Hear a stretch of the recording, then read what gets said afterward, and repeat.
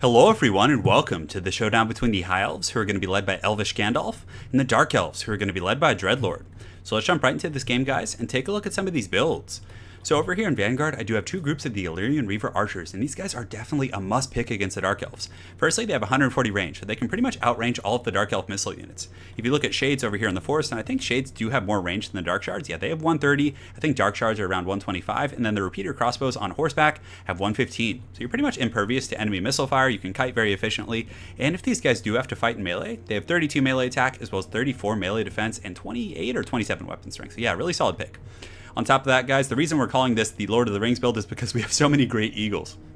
So we do have two eagles right here, just as standard great eagles, and they're going to be joined by two nobles. So nobles are definitely pretty strong. They have 49 melee defense, 49 melee attack, and 47 melee defense, and 420 weapon strength. And those are pretty good stats, especially considering they have 110 speed. So wherever there's a threat in the battlefield, just kind of like Lord of the Rings, when the great eagles just show up whenever there's an issue, they're going to do the same thing for you in this game. So hopefully they'll perform well, rescue some hobbits, and have a good time. So in the front line, I do have the White Lines, and White Lines trade pretty efficiently with most Dark Elf infantry. They can deal with Bleak Swords, they can deal with the Black Ark Corsairs, which are a very common pick, and if they have to, they can fight the Hargoneth Executioners and trade somewhat effectively. Granted, they will lose in sustained combat, but the Hargoneth Executioners are quite a bit more expensive. So that's my front line there. I do have a couple of groups of Lothern Seaguard, and these guys are probably one of my new favorite units in the game. They just don't require babysitting, which is so nice for a missile unit. So if you run into Dark Riders, they're going to beat the Dark Riders in melee. If they come in with Cold One Knights, they're going to be able to hold their own, if not even beat the Cold One Knights.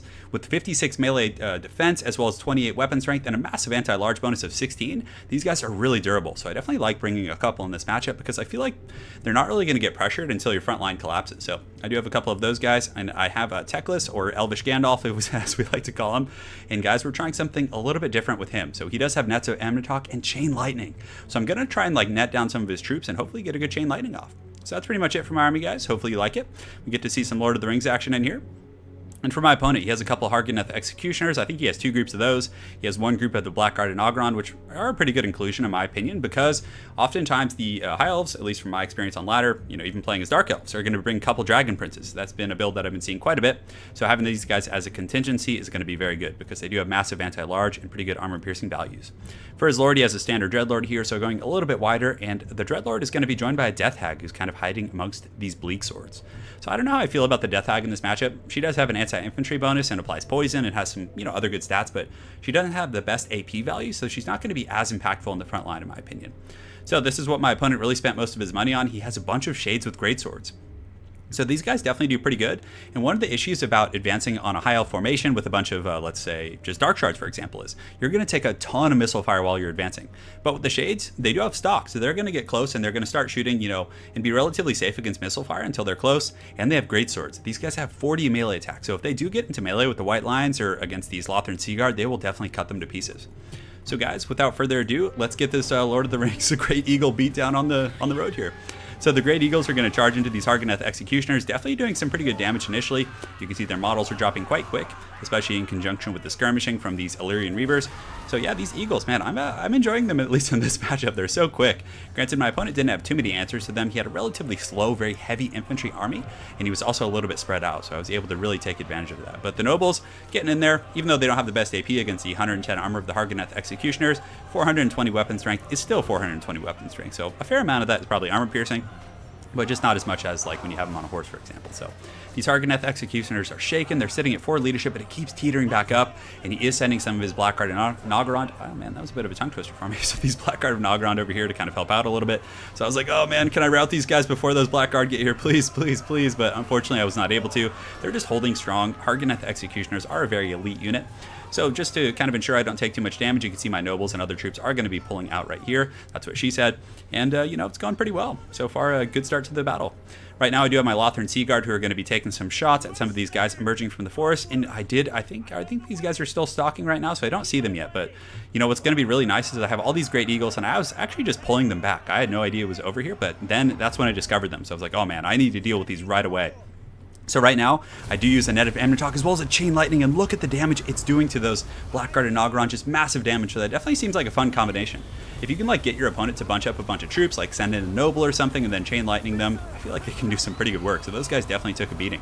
But right now I was able to see those shades, and that was definitely very unfortunate for my opponent, because this was definitely one of his big strategies, was to get an ambush with these guys. And having, 4 relatively powerful heroic units just kind of chasing down these guys is really bad. So you can just see the giant pigeons just running through the forest, kind of picking off these shades. Is pretty good. And also they're kind of, keeping the shades out of the main battle. Even if I wouldn't be able to beat them in sustained combat, it might be able to just kind of distract them from the main fight. You can see that fiery convocation going down right there and roasting some of these bleak swords. Teclis, or Elvish Gandalf as we've dubbed him for this game, is definitely having a good old time.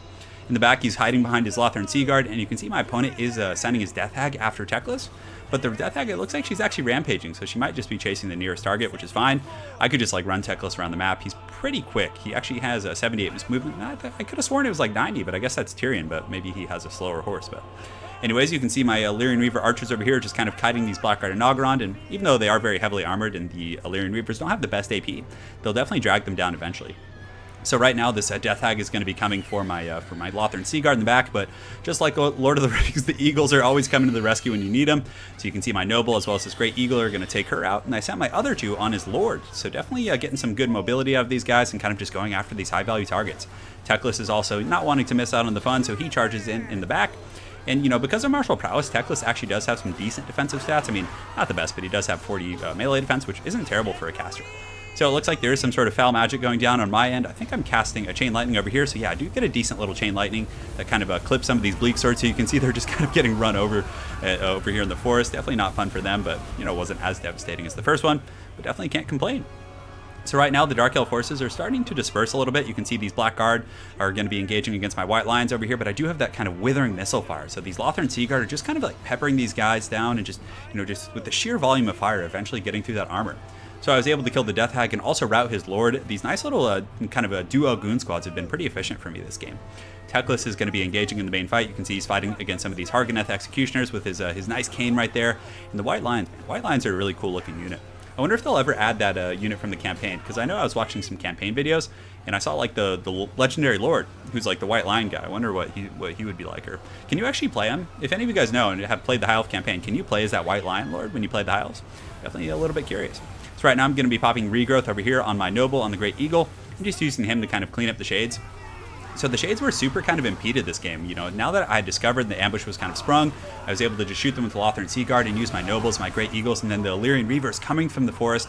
Again, they do have those good melee stats. They have 32 melee attack, 34 melee defense, and 27 weapon strength. So shades don't have the best defensive stats. They only have, 32 melee defense isn't bad, but they also have very low armor. So a rear charge from the Illyrian Reaver archers is definitely going to do some substantial damage to those guys. So, guys, the Lord of the Rings build worked. This battle actually took place on stream, and it was recommended to me, suggested that I do a Lord of the Rings themed build with a bunch of Great Eagles by Andrew. So, much thanks for recommending that build. I definitely had quite a bit of fun, and, I might actually use that in a more serious sense. It's a little bit kind of a, Goon Squad focused, which is something I don't always like to do so much, but, I feel like it's not too bad. I mean, the Great Eagles, they don't have the heaviest armor piercing damage, so they don't nuke enemy lords for example, back in the day. If we're talking about Boris Todbringer mixed in with the Amber Wizards on those Imperial Griffins who have 450 with massive AP. But it still is pretty strong, gives you some good mobility, allows you to kind of stick and move.